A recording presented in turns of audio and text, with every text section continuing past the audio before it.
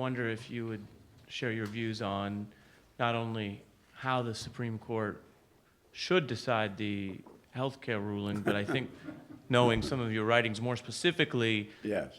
would you entertain the question whether it would be illegitimate for this court to determine that, in fact, Congress does not have the power to require insurance in a matter of life and health? Yes. I would say that that would not be a legitimate decision. It would be contrary to precedent. It would be, I think, as much a political decision as Bush and Gore was a political decision. I don't know of a legal argument that would square it. The government has required insurance in many different ways.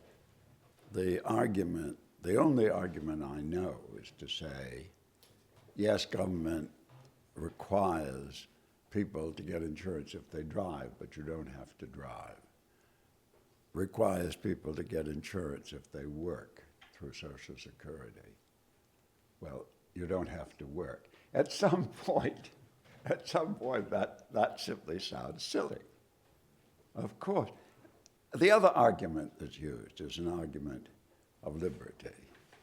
And again, it's a very good illustration of why unthought out concepts mislead us, why concepts that we haven't tested in the way I propose. What is the argument from liberty?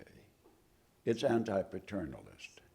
If I don't want to insure myself, that's my business. But of course, it's not your business. Society will not let you perish on the street corner if you're in an accident. You may get very inadequate health care, but you won't be given none. But beyond that, the social cost, for example, to the labor force of people who lack insurance is enormous.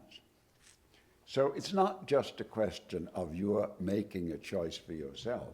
It's a question of a social policy which prevents harm to the community as a whole. There's hardly enough time to list the ways in which overturning this would harm the community as a whole.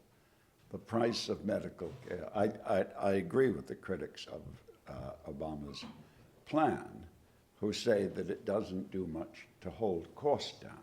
I think that's true. I think that something like the public option, as it was called, would have done more.